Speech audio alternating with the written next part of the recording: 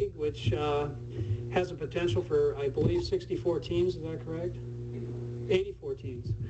And so this is going to be the minor leagues of the hopefully someday we'll have a major league soccer, supposedly this spring, I guess. The first person I'd like to introduce is the coach of the Mobile Revelers. His name is Tom Biester. Thank you. Thanks. Good morning. I'm Tom Biester, and I'm the head coach and director of coaching with the Revelers. My other hats that I currently have is I'm also the soccer coordinator and head coach for the Bayside Academy Admirals, which is a high school team here in Daphne. And then my other job is that I'm also a general contractor on the Eastern Shore, so I've got several different hats at the moment. Just to give you, I grew up in Brooklyn, New York. I played high school soccer and ran track. My love was soccer, actually, but 22 years ago there weren't a lot of soccer scholarships around. I got a track scholarship and I came down here to Mobile, Alabama, which everybody in New York thought I was nuts, even though everybody in New York wants to come here and live, so I kind of got them back. But I've been here for 22 years, and I do love the Eastern Shore side of the Bay. My qualifications as a soccer coach are that I have a United States Soccer Federation A license, which is at this point the highest license that can be given nationally to a soccer coach. I'm also on I'm an assistant coach at South Alabama as a volunteer assistant. Also, I'm an apprentice or a trainee for the National Coaching Schools in their C license coaching course. So I'm going to be certified hopefully in the next couple of years to be able to go to the national schools and be a C license coach. Also, in the past, I've done several Olympic development, state coaching development. Right now, I'm not in that program. I've just got too many things going on, so I've kind of had to dump a couple things, and that one and probably the assistant coach out of South Alabama will have to go this fall because I'll have to find a little more time for other things. The USISL, what is it? It was started in the United States Interregional Soccer League. It started about 10 years ago. It's a single entity ownership plan at the moment. Fernando Marcos is the owner of the whole league. We buy a franchise from him, and we buy a territory, and that's about all we own as far as that goes. There is movement in the area of trying to become more of a NFL or the way they do things, but right now we're dealing with a single entity ownership. One person really owns the whole soccer league. There are 84 teams in about 8 regions. I believe we have about 14 in our division, 14 teams in our division. And I think one of the things that I like so much about this league, and I think is the part of our marketing program, is that we're able to say we're playing Dallas, Texas, we're playing Atlanta, Georgia, we're playing Columbia, South Carolina, we're playing Orlando, we're playing Miami, we're playing, if you go up to New York, I mean, you've got big name cities, big name places that get rid of that illusion of, farm system type of stuff where you're playing Timbuktu, Louisiana. So I think the USISL has done it right as far as finding the areas and getting the teams into metropolitan areas, and of course that's where our base is. At the moment, we will be playing all our games in the Fairhope community at the Fairhope Municipal Stadium, which is a very nice and an excellent, actually very excellent facility. One of the problems that we had, and I'll talk about it later, in bringing the vision to reality, some of the problems that you go through when you try to put something together, and all the pitfalls and disappointments and elations that you go through. The Interregional Soccer League basically is a farm system. We in soccer right now have one big problem, is that we don't have a Major League Soccer program. We don't have the NFL of soccer sitting out there for all our youngsters to watch on TV every, 3 times a week. And it really does become a problem because we have nobody to emulate. We have no, one of the problems with soccer is that we don't have a fan base. I mean, World Cup proved that people are interested, but we still don't have a fan base because we don't see it on TV. We're not able to go to games. We're not able to see the upper level of high-end soccer by just going to a field and seeing it. So one of the problems that soccer has, and until we get a Major League Soccer program going, which is supposed to now start next spring, we'll always have this problem. The USISL has tried their best and is accomplishing putting high-end soccer in communities.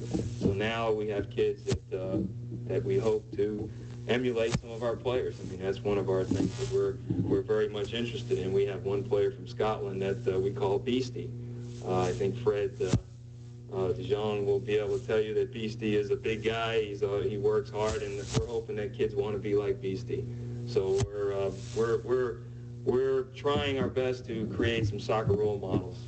So kids, when they grow up to be my age, that when they have the choice to go to baseball, football, or soccer games, that maybe they'll pick soccer.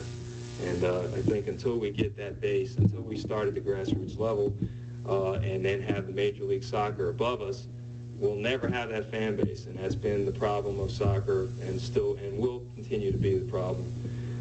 So it is a grassroots community-based team, and we need to get the community behind us. I mean, it's very similar to the Bay Sharks, very similar to some of the Birmingham Barons in baseball. They don't have Major League Baseball, but they have a farm team that people relate to, and they go to, and they watch the games, and they support it, and that's basically what the Mobile Revelers is about. We're also, USISL is a developmental program for players. We have been designated by the United States Soccer Federation as being a third division league. In other words, in Europe, if anybody's familiar with the European and South American standards, they have basically three divisions, 1, 2, and 3. 1 being the Major League system, 2 being the second division, 3 being the developmental. The developmental systems have programs all the way down through young kids that develop these kids, and then they play their Division III program, and they move on up, just like we have in the farm systems of baseball, where the New York Mets might have the Tidewater Mets, in the AAA. It's the third division. We are not owned by a Major League Soccer team, but eventually there may be some movement to where possibly the New York team might see that the Mobile Revelers have developed quite a few good soccer players, and they may put us under their wing as their developmental farm team, and we'll also be supported by a Major League Soccer where our guys now have the opportunity to move up. That's all in the plans of way in the future, but the possibilities are there.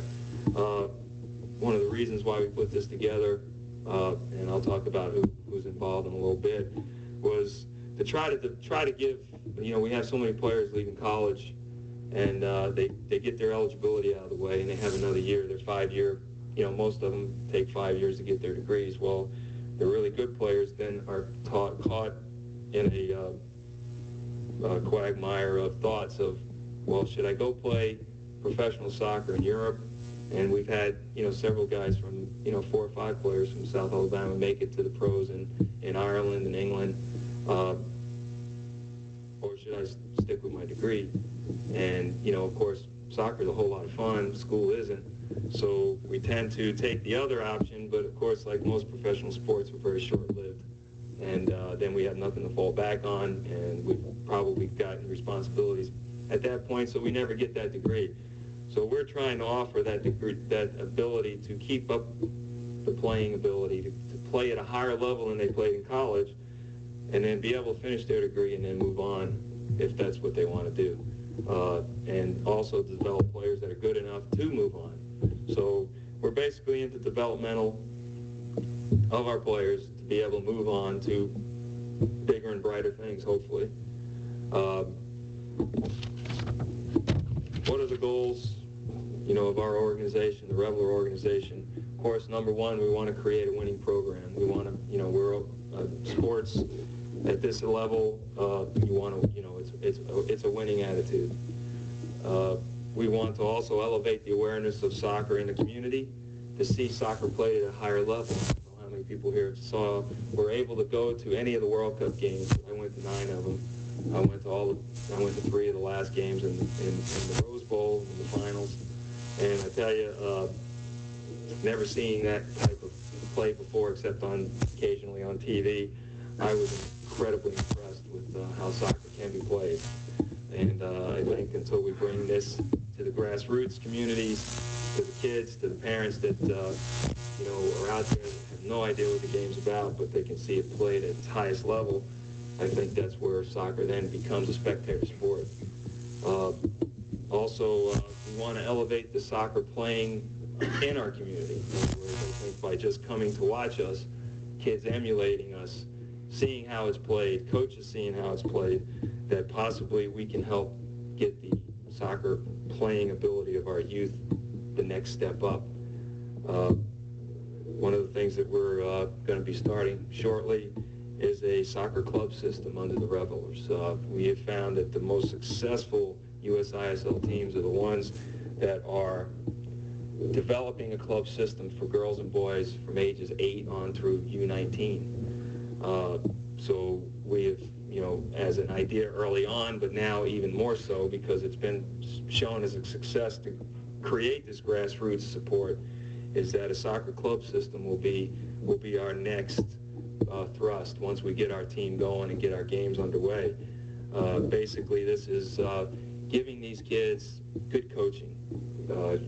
Hopefully some of the players, myself, some of the other licensed coaches that we have in the area will be able to begin to coach these kids. One of the problems that we have with my generation is that we all love our children, and we go out there and we're well-meaning parents, and we want to really help, and nobody knows anything about soccer, and we go out there and it's just kickball, and it's, hey, we're doing the best we can, and we've got to respect and appreciate it. But there comes a time now for the kids to be taught correctly, and so another thing that we're going to start doing is starting coaching clinics for recreational coaches, to where now maybe we can offer them basically the E.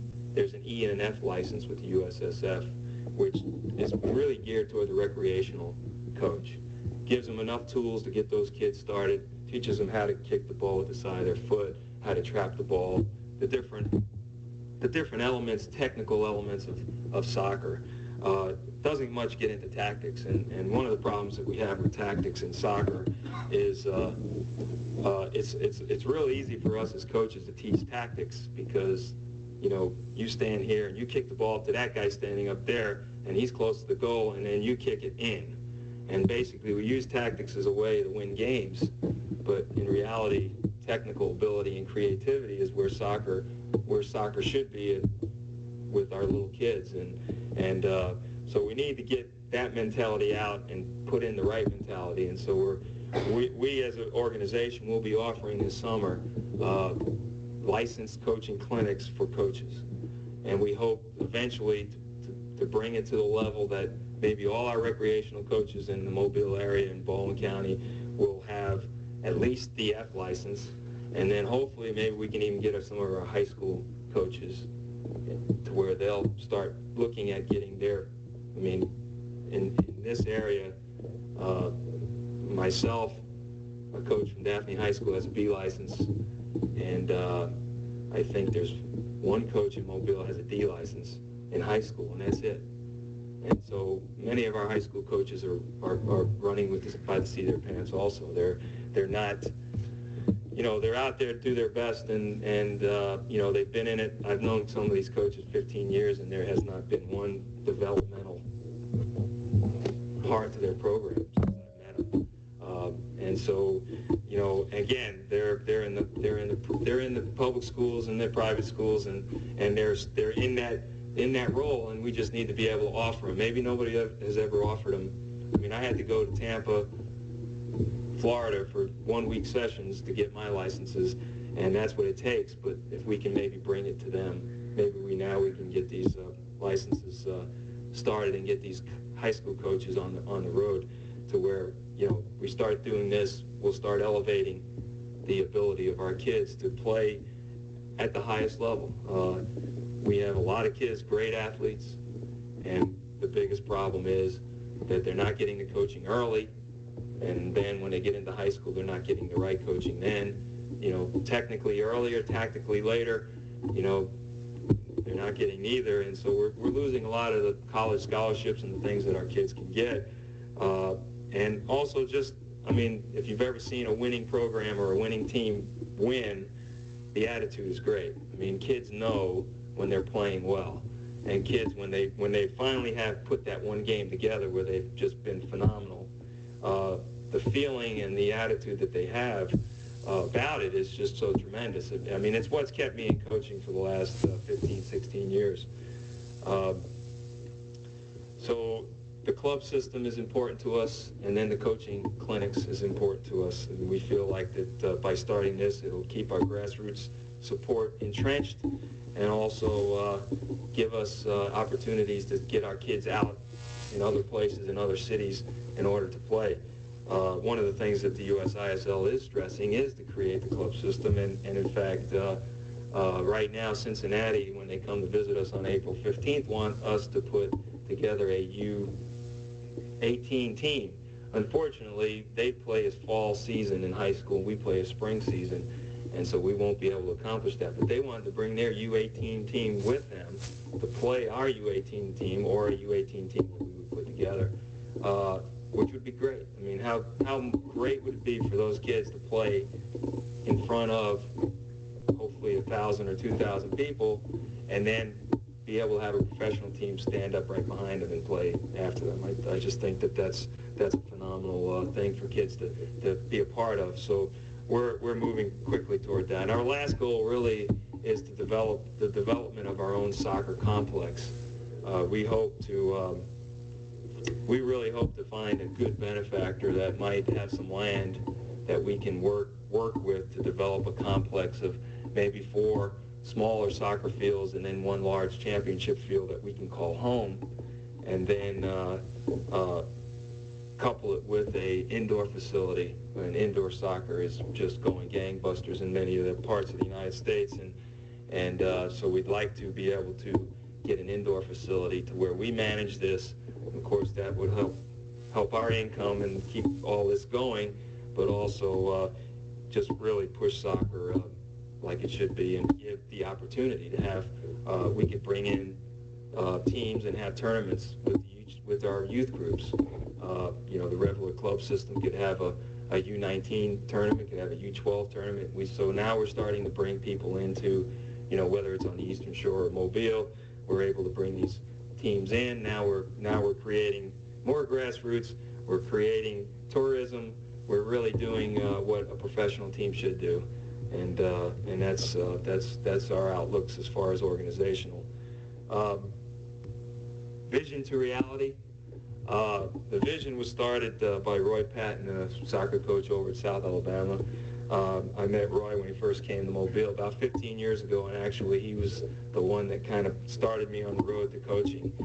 He came, I think Roy now is 38, I'm 40, so I was a couple of years older than he was. When he came, I was one of the first persons he met, and we were playing on a local Mobile club team that did a lot of traveling at the time, and just on weekends to go to tournaments and stuff, and we started playing together, and he kind of motivated me toward this coaching role. So he's been kind of my mentor, and off and on we've coached together in different things and done some things together.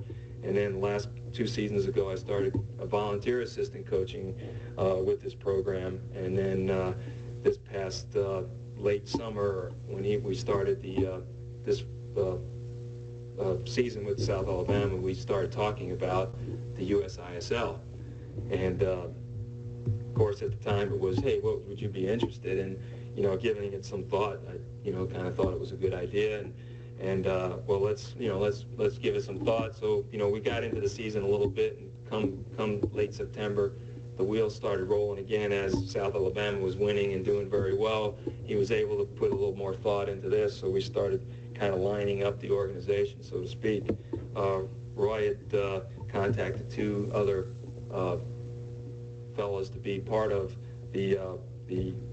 actually it was going to be 4 of us in the original configuration of ownership, and And in actuality, Roy and I were going to be the coaches together on this team. And then my job, I was going to take on more of the lead role and director of coaching for the whole system to work on the coaching clinics and also the club system. And part of this whole vision to reality thing is the disappointments and the rejections that you have to deal with in trying to come up and put something like this together.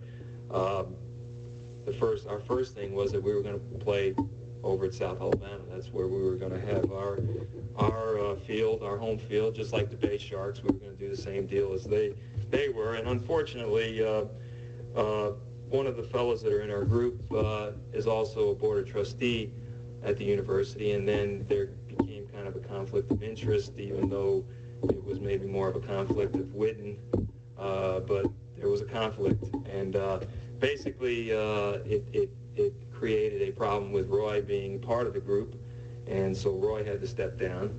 And then it was either this other person step down or find a new home for the Revelers. At that point, we had felt that there was so much negativeness at the university about us that we thought it'd be better not to pursue that avenue and move to a better location and something with a more positive atmosphere. So we went roundabout a little bit with the city of Mobile, trying to, because we are called the Mobile Revelers, try to see what they could come up with. And there's just not another facility in Mobile that has what we need. I mean, Mobile is very poor, unfortunately, in quality of soccer fields. And in fact, I think the city of Daphne is getting ready to put a 4 or 6 soccer field complex here. And, if they do that, they'll be, a town of 20,000 will have a better facility than anything of a city of 200,000. So Mobile's got a long way to go, and hopefully we're going to be on the forefront of making something like that, maybe making something happen for soccer in Mobile. But then we have to line up investors and do some things like that. And I'll tell you a really great story of rejection before I tell you about how great it is to be involved and what the good side is. But I had a very good friend in the soft drink industry, very high up in the soft drink industry actually, and we had a great deal put together. They were going to sponsor the team, pretty much I'd say give us almost all the capital we needed to get this thing off the ground the way we needed to. And again, in communication is so important amongst anybody involved in this, and we just had a little lack of communication. And one of my partners walked into the local franchise of this soft drink person and announced that the corporate was going to sponsor the team, and the franchise had no idea. Well, protocol was very much interrupted. Protocol was created a big stink. It really had nothing to do about money, but it had a lot to do about protocol, and so the deal was dead, basically. When a local franchisee can call a CEO of a worldwide company and chew on his ear for 45 minutes, the heads were going to roll. And so my buddy luckily didn't lose his job, but and he was following the right steps. We just should have not stepped in there and done what, and said what we said until the deal was set, and then they would go to the local franchisee and tell them what the deal was, see if they were interested in getting into it, and then from that point, then it would have been okay. But since protocol was messed up, gave the franchisee the ability to hotline the big guy and tell him that all the things he feels like is wrong with the corporation, and so pretty much we shot ourselves in the foot there. But on the other side of the coin, WKRG has stepped in, and they're going to put us on TV, and they're going to be a major sponsor of the team. And in actuality, our Fairhope, the humorous part of all this was that the Fairhope facility is a certain soft drink can only be, and it wasn't the same one. So we would have probably had another problem if we would have had this other deal set up. Now we were looking for a field and we couldn't couldn't put their banners out and stuff like that. So I think everything is kind of working, I guess, according to the grand plan that's somewhere in the universe that's saying this is how it's got to go. Brad, the general manager, will probably talk a little bit about marketing and some of the things that we're going to do, because we do have to attract people from Mobile to come to Fairhope to watch us play. And Fairhope does have that kind of thing about it that I think we can work pretty heavily on. Vision to reality, players. How are we going to get players? Do we have enough players locally? Do we have enough players that we can get from other parts? Luckily, there's lots of contacts, and Roy, of course, hasn't abandoned us completely. He has helped us quite a bit in pulling in players. Right now, we have about 8 international people.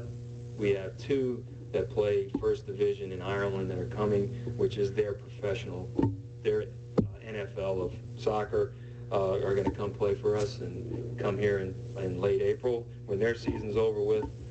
We also have a fellow from Iceland that when he goes back to Iceland, he plays on a First Division club. So we have quite a good repertoire of players.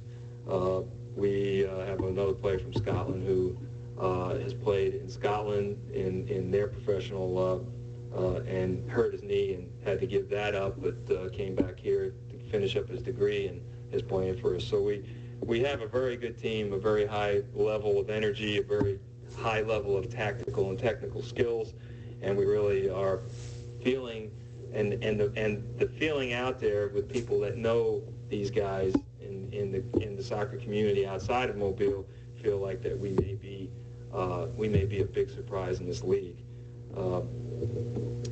And as a coach in this level, how do I feel? Of course, never really being in a professional high level is this, a little bit intimidated on occasion. You've got guys that have played as long as you've coached, guys that have great abilities, and basically at this level, you pretty much just have to create kind of a small organized practice, but you really have to let them play within it.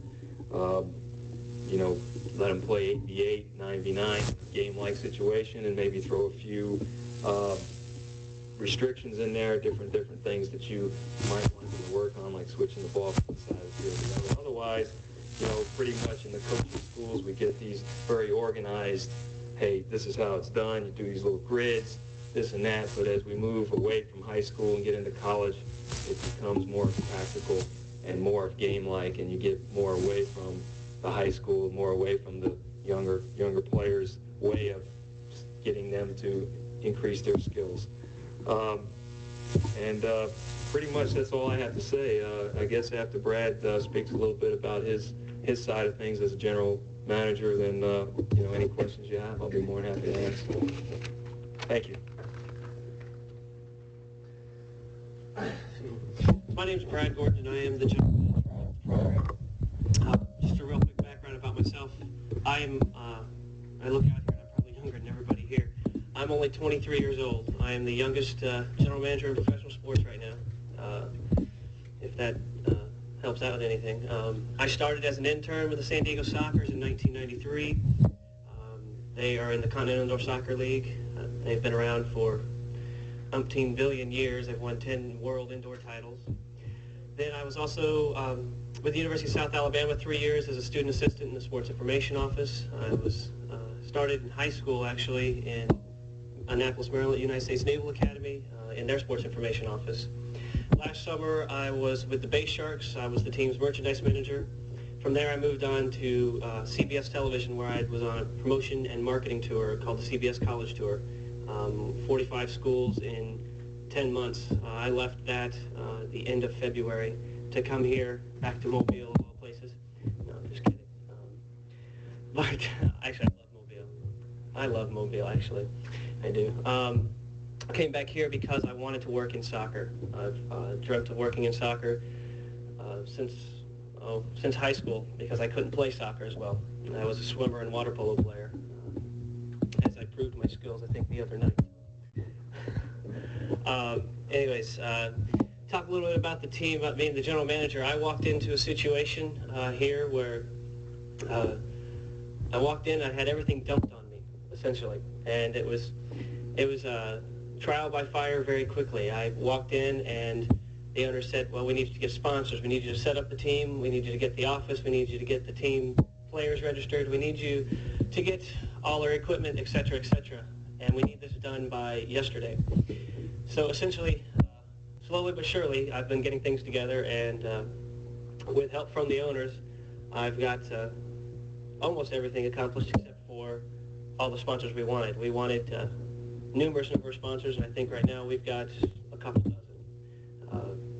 Of course, we do have WKRG. We're sitting with them, First Alabama Bank. We've got 3 radio stations that I've gotten as sponsors. Of course, they're the number 1 and number 2 radio stations in the Mobile, Baldwin County area, WKSJ and Young Country.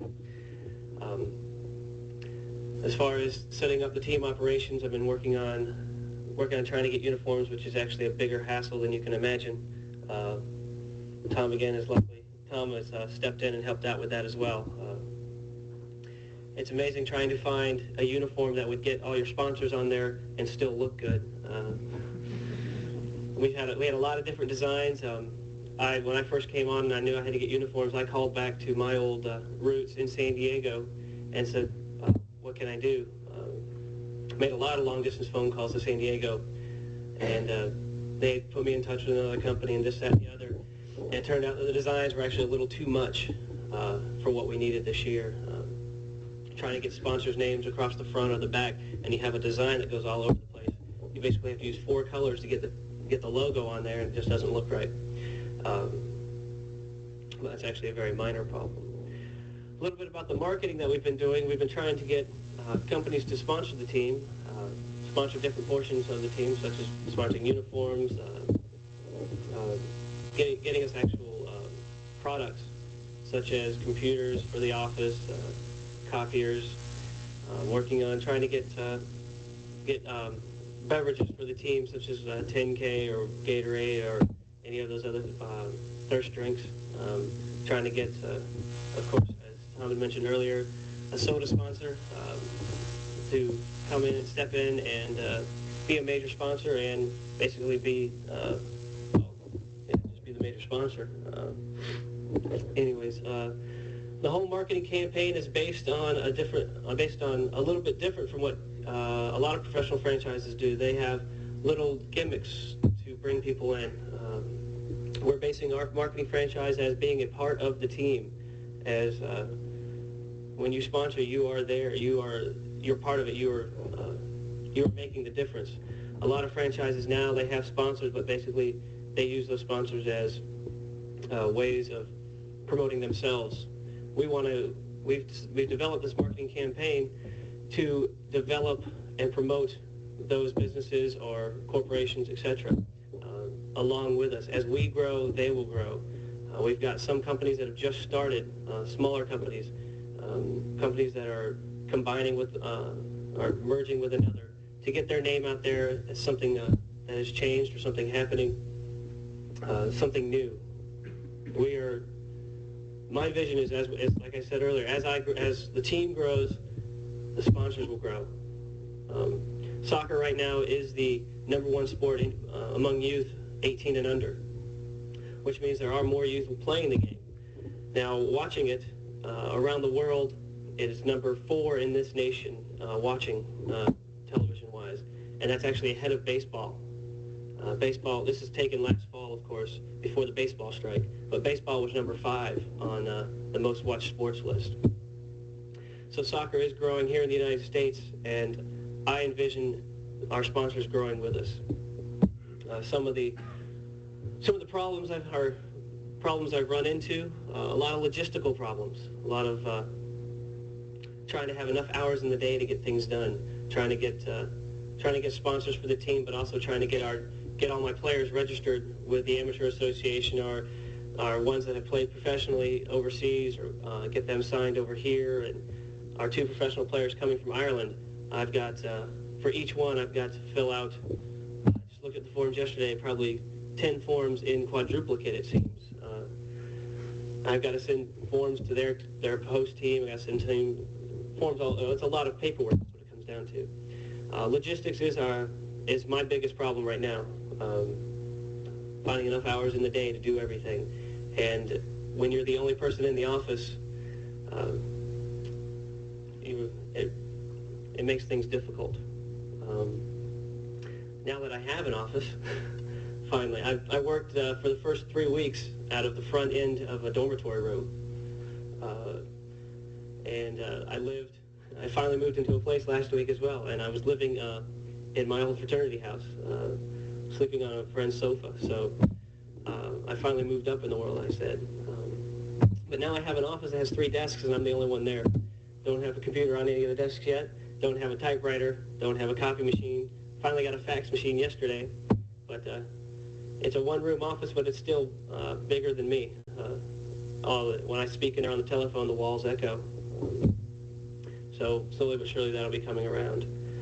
I don't really know. I'm doing this. I've never been a general manager before. I've done all the little portions that it takes to be a general manager. I've worked in marketing. I've worked in public relations, which is my background. I've worked with the media. I've worked in community relations. I've worked in ticket sales. I've even done operations to the standpoint of concessions. Actually, I've assisted with equipment management as well, with both baseball and soccer. So I've got all the little pieces it takes to make a general manager. I'm just about 6 years ahead of my time, I think. I didn't expect to be a general manager until I was 29 or 30. So now looking at my list of goals, I guess I have to be an owner by the time I'm 26. But we'll see what happens. Like I said, a lot of this is still new to me. I'm still learning. Every day I learn something new about things I've done the week previous and things I need to do in the future.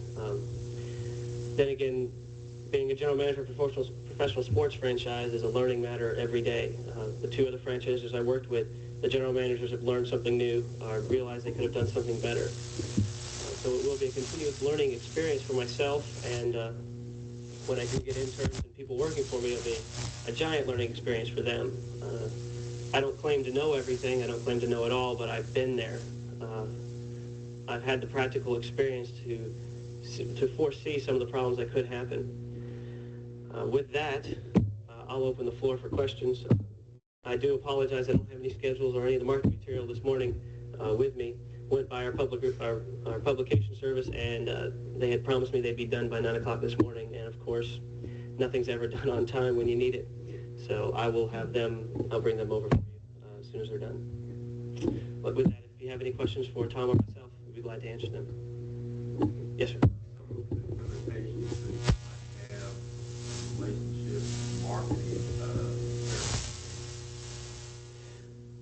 I think our biggest limitation right now is trying to figure out how to get people from Mobile to Fairhope.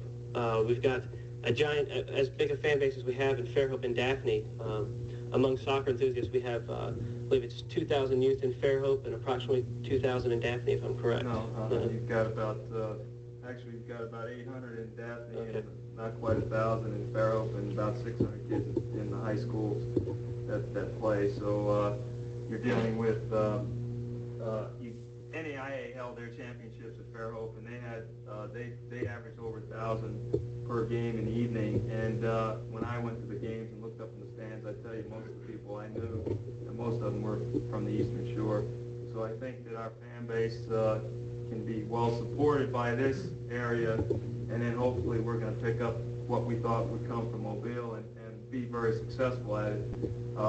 We feel like if we bring in about 600 people a game, we'll break even. So we need to have more than that, but if we bring in 1,000 to 2,000 a game, the team will do well. So, you know, doing all the marketing and the demographics and all that, we felt that actually the move to Fairhope might even be a more intelligent move than Mobile, because there is a bigger fan base and a more supportive fan base on this side of the bay than there is in Mobile. And then hopefully we'll pick up those folks from Mobile that come over. So I think I feel very positive about it. The only negative I see about Fairhope was that, and not that alcoholic sales are a big thing, but a lot of people do like to drink beer at professional sports and while they're watching the game, and Fairhope has a strict ordinance against that. So we're not going to get the beer sales, and so we have to recalculate our whole earnings potential not to have that beer in there. Whereas the Bay Sharks, I think, made over $200,000 or something last year in beer sales, which is, I mean, we're talking big bucks. So that's a not that they have probably 30 or 40 home games, and we'll 50 this year. How many? They're going to have 50 this 50 year. home games. We have 10, so it's a little different. But we're working on that. We're working on some other ideas to be able to do some post and pre-game parties at other locations and try to still keep a little bit of that. I had a question about your players coming from Europe. Are the first division players, will they be playing here in their off season? Yes. Yes. They play in Europe. They play basically it's a winter. They play in the fall, and then there's a little break in the winter, and they play again in the late winter, early spring, and then their season is complete usually in March. They'll have their FA Cups and things like that, but for the most part, most of the teams are out of contention at that point, so they'll be coming during their off season. Did you pick up any of the graduating seniors at South or Mobile College? Actually, we did. We have 2 players from Mobile College, and we have, I think we have 7 from, maybe it's 8 from graduated. We have no college eligible players playing for us. In other words, all their eligibility is run out. They're strictly out of school as far as their eligibility. A few of the guys from South are still working on their degrees, and that's one of the things that we're offering, that we can keep their play up while they get finish their degree next year, and then hopefully, if they want to move on, that possibility exists. So we've picked up about 4 players from outside our little nucleus here that are coming in. 2 haven't arrived yet, but we've got one from Vermont that's come in, just got here about 2 weeks ago, and so we're slowly trying to pull it all together. But we have our base team right now, and the Irish guys won't be here for the first 2 games of the season, but we're hoping that we'll get them before too long. We're still waiting on the final confirmations of the arrival dates. So. One of the things about the league is that we can only have a certain number of foreign players on the team. We have to have 12 on the roster. 12 Americans on the roster. That includes, and Tom will go ahead and swing this on you now. It includes every game. I mean, when we travel to Dallas, we have to have 12 Americans. We can only have with an 18-man roster for games. We have to have 12 of those have to be Americans. It's based on the grassroots program, trying to build the program here in the United States. Now we have a 23-man roster that we can, master roster. We can have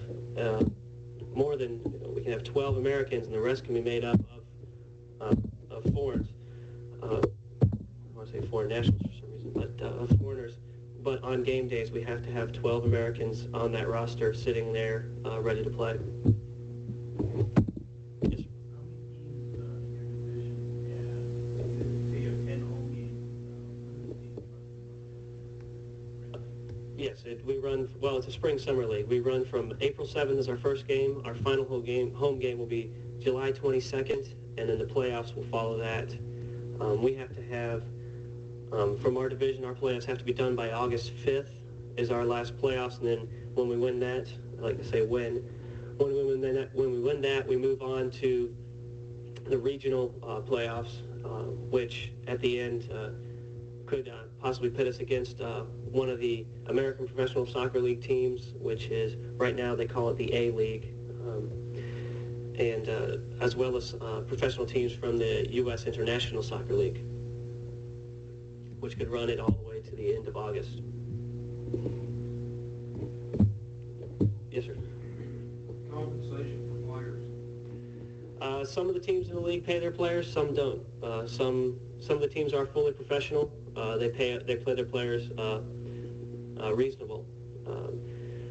Of course, this is it is professional league, but it falls under the minor league semi-pro status. like we have players, all our players have other jobs. Our ones coming in from Ireland, we will have jobs ready for them. Our gentleman from Vermont has a job that he works on the side, but is very flexible so he can play and practice with the team. It's not, right now the salaries aren't comparable to those overseas. Some of the players overseas are making, Tom Dooley from Germany was making $1 million a year before he came over to the U.S. national team, where his salary has dropped to, I believe it was $100,000 a year is what the U.S. team could pay him.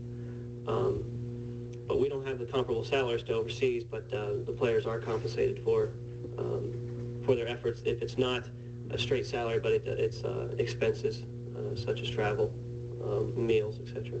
So in addition to working other jobs on the side, the Revelers organization does give it some type of compensation? Yes. Yes, sir. What do you think the goal I don't think that's a goal of an if. I think that's a win. We have a team that, talking to a couple of the coaches, and from my experiences in the past, I think we have an excellent base. Majority of our team has played together in the past. I think the goals as a team would be to make the playoffs and work through that. Goals from the front office is my goal from the front office standpoint is to keep a relationship between the players and the owners very open and free, basically keep the players happy, since they are the ones doing a lot of the legwork. And to make our organization the best one that the league has seen. My work in the past with San Diego, as far as I'm concerned, San Diego Sockers have the best front office in professional soccer in the United States, and they know how to do things right. All my basis will be from that, and if I can live up to the standards they set for themselves, the league will be looking to us and using us as guidelines for new franchises and for some of the old franchises stepping up. Had two players, the fellow from Scotland, we were called Biester earlier, played for US ISL team in New Orleans, was on the he made the all-US last year. Our goalkeeper was an all-star last year with the US ISL in the all-star game. Also, we have one player from Mobile College plays on the Trinidadian junior national team.